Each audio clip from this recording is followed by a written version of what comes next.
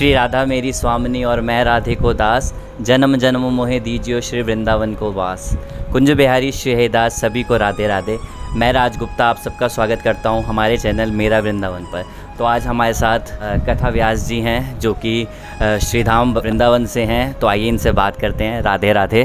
सभी को जय श्री कृष्ण। मेरा भैया बहुत अच्छा कार्य आप कर रहे हैं कि सबको ठाकुर जी से जोड़ने का सदमार्ग आप बतला रहे हैं सबको। तो अच्छा कार्य है यह। और मैं श्रीधाम वृंदावन से स्तनापुर की भूमि दिल्ली में श्रीमद् भागवत के निमित्त से यहाँ आए हुए हैं। यह श्रीमद् भागवत हमारे समस्त श्री राधा कृपा महिला मंडल के द्वारा श्रीधाम वृंदावन में आश्रम हेतु यह श्रीमद् भागवत रखी गई है। और सब बड़े आनंद के साथ में, बड़े उमंग के साथ में श्रीमद् भागवत का मनन व चिंतन कर रहे हैं। तो सबसे पहले तो अपना नाम, अपना परिचय दीजिए आप। मेरे पूज्य दादा श्री स्वामी चूड़ामणि जी और मैं उनका पौत्र पूज्य पिता श्री स्वामी हरे कृष्ण जी महाराज रसाचार्य की, जिनको संतों के द्वारा उपाधि से अलंकृत किया गया है, मैं उन्हीं का सुपुत्र माधव कृष्ण। संतों ने और गुरुजनों ने मुझे मधुर जी नाम दिया। अब न जाने उन्होंने क्या कैसा देखा, यह तो सब वह जानते हैं। और सब भक्त मधुर जी करके कहते हैं। बहुत ही सौभाग्य की बात है हमारे लिए भी कि हम बैठे हुए हैं और दर्शन कर रहे हैं। और बहुत ही सुंदर आज कथा ठाकुर जी की सुनाई। आज लाला का जन्म था, बहुत ही आनंद आया और बहुत ही आनंद से ठाकुर जी का जन्म उत्सव मनाया गया। और बहुत सारे भक्तों के प्रश्न आते हैं कि ठाकुर जी को कैसे पा सकें, ठाकुर जी की भक्ति कैसे कर सकें। तो इस विषय पर आप क्या कहना चाहेंगे?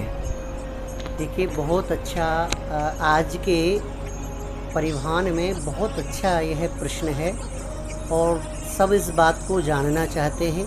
देखिए जी, ठाकुर जी को पाना ज़्यादा कठिन भी नहीं है और ज़्यादा परिश्रम करने की ज़रूरत नहीं है, क्योंकि श्रीमद् भागवत में भी लिखा है कि संसार सागरे मग्ने। यह संसार सागर बहुत बड़ा समुद्र है।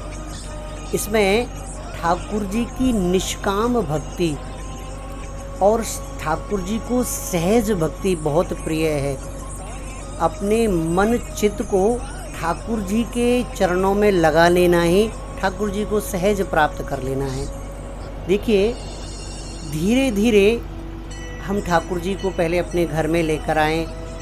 जो वह चाह रहे हैं वो अपने आप चाहने लग जाते हैं। सेवा पूजा से यह लाभ मिलता है कि एक ना एक दिन ऐसा समय आता है कि ठाकुर जी स्वयं आपसे मांगने लगते हैं कि आज मोए, हमारी ब्रजभाषा में जैसे कहो करें कि आज मोए यह चीज़ की ज़रूरत है लाला, आज मेरी यह खावी की इच्छा है रही है।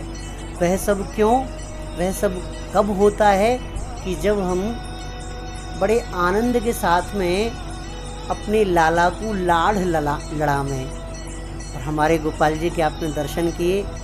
हमारे गोपाल जी भी बड़े नटखट हैं और हमारे पूज्य दादी जी के द्वारा यह मुझे प्रदत्त हैं, दादी जी के द्वारा मुझे प्राप्त हुए। और मेरी दादी जी जब उनका दर्शन करती हैं तो वो भी कहती हैं कि लाला तेरे पास आए के लाला बड़ा मोटो सो है गयो है। तो ये सब उन्हीं का आशीर्वाद है और उनकी सेवा का सब असर है। और देखिए कि भगवान को पाना सरलता का विषय है। एक भक्त की भी भक्तमाल में कथा आती है कि अयोध्या के एक भक्त हुए हैं जिनका संसार में कोई नहीं था। उनके एक गुरुजी बने। गुरुजी ने उनको मार्गदर्शन दिया राम दरबार का। राम जी का मंदिर था।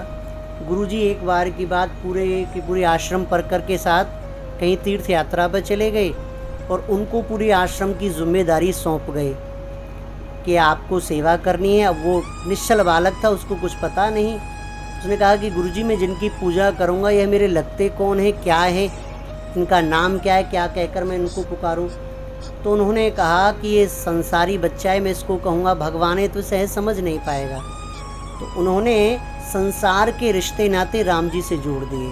कहा कि देख बेटा, कि ये जो सबसे बड़े हैं यह तेरे पिताजी हैं, यह जो जानकी है ये तेरी माताजी हैं, बाकी लखनलाल तेरे चाचा जी हैं, और जो नीचे हनुमान जी बैठे हैं ये तेरे भैया हैं। और जब तक तू इनको भोग ना लगा देना तब तक स्वयं नहीं पाना, तब तक भोजन नहीं करना है। अब तो गुरुजी ऐसा कहकर चले गए। निश्चल बालक था, उसने सोचा कि भाई गुरुजी की आज्ञा हुई है तो मुझे सेवा पूजा करनी है। और उन्होंने सेवा पूजा बड़ी अच्छे ढंग से की और उसके बाद में भोजन बनाए और अब प्रयत्न करने लगा कि आप पाइए, आप जब तक नहीं पाएंगे मैं भी नहीं पाऊंगा। अब वो बार बार प्रयत्न करता है। अब उसको निश्चल बालक को बेचारे को क्या पता कि भगवान तो दृष्टि भोग लगाते हैं, पाते तो हैं नहीं। अब उसको ऐसा लगा कि मुझसे कुछ ना कुछ गलती हुई है। अब मुझे क्या करना चाहिए, जिस शरीर से मेरे से गलती हुई है मैं शरीर को ही त्याग देता हूँ। दौड़ा दौड़ा गया कि सरयू जी में मैं प्राण त्याग दूंगा, पर भगवान से यह देखा नहीं गया। भगवान ने हनुमान जी को भेजा, हनुमान जी उसको फिर लेकर आए। उसके बाद में फिर श्री राम जी, बाकी लखनलाल, माता जानकी स्वयं प्रकट होकर वहाँ भोजन करने लगे। अब तो रोज़ाना वहाँ भोजन किया करते और रोज़ाना वह भक्त भोजन बनाया करता। एक दिन उसने सोचा कि भाई संसार के माता पिता चाहे जितने भी बूढ़े हो जाएं, एक ना एक दिन कुछ ना कुछ तो काम करते ही हैं, परंतु मेरे माता पिता कैसे हैं कि बस भोजन करते हैं और फिर तो दिखते नहीं हैं।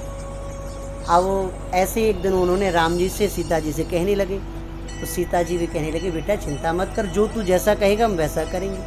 सारे काम आश्रम के राम जी पर, सीता जी पर, लखनलाल पर, हनुमान जी पर सौंप दिए उन्होंने।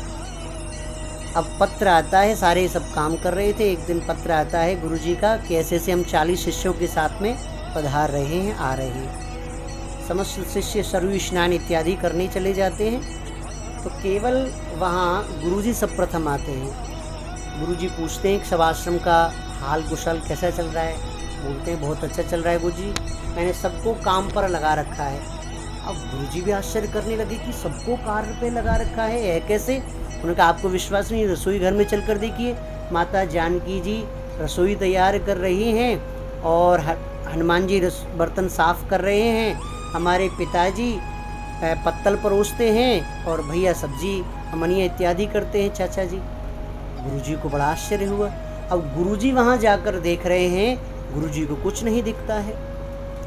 अब गुरुजी ने कहा कि भाई मुझे तो कुछ दिखाई नहीं दे रहा है, तू पागल तो नहीं हो गया है। तो वो कहने लगता है नहीं नहीं गुरुजी स्पष्ट आप देखिए। तो वो फिर रोने लगता है कि ऐसी क्या बात है कि आप मेरे गुरुजी को नहीं देख रहे हैं और मुझे दिख रहे हैं। राम जी से कहने लगा, सीता जी से कहने लगा। तब फिर भगवान श्री राम कहते हैं कि आपके गुरुजी ने हमेशा मूर्ति भाव रखा मेरे अंदर, कभी स्पष्ट मुझे समझा नहीं, परंतु आपने मुझे समझा है।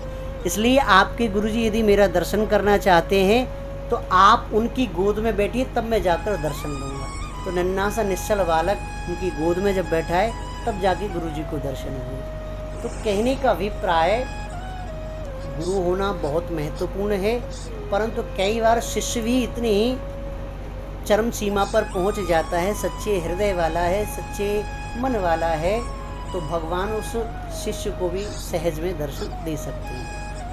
बहुत सुंदर। देखिए कितनी सुंदर ठाकुर जी और राम जी की लीला बताई। और बहुत सारे भक्तों के ये भी प्रश्न आते हैं कि वृंदावन वास से, या आजकल बहुत सारे लोग फ्लैट ले रहे हैं, वो कर रहे हैं, तो इस विषय में आप क्या कहना चाहेंगे?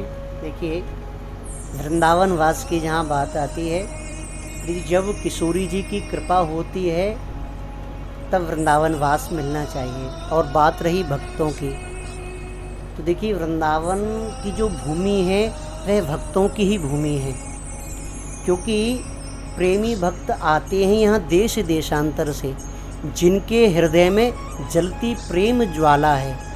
गोपी गुरु गौरव से राज रहे कुंजों में, पाकर प्रवेश चित्त होता मतवाला है। यहाँ प्रेम की ही परीक्षा होती, प्रेम का ही प्रश्न पत्र मिलता निराला है। अरे उद्धव से आई यहाँ प्रेम पढ़ने को, वृंदावन प्रेम की पवित्र पाठशाला है। श्रीधाम वृंदावन तो प्रेम की पाठशाला है और भक्तों के ही लिए भगवान ने श्रीधाम वृंदावन का निर्माण किया है। जो सच्चे हृदय से भगवान को चाहते हैं तो भक्तों को भी चाहना चाहिए, होना चाहिए कि वह श्री धाम वृंदावन में आकर वसें और भगवान की सन्निधि प्राप्त करें और सन्निधि के साथ साथ साक्षात रूप से भगवान का दर्शन भी करें। वृंदावन वास के लिए वैसे ठाकुर जी ने एक बहुत बढ़िया सहयोग तैयार किया है। देखिए कि सब अपना अपना घर सब जगह बनाते ही हैं। श्री धाम वृंदावन में भी, वृंदावन की परम पावन भूमि पर भी वास करना बड़ा सौभाग्य का विषय है। और ऐसा ही ठाकुर जी की प्रेरणा हुई, भक्तों की प्रेरणा हुई कि आश्रम ठाकुर जी का बनना चाहिए।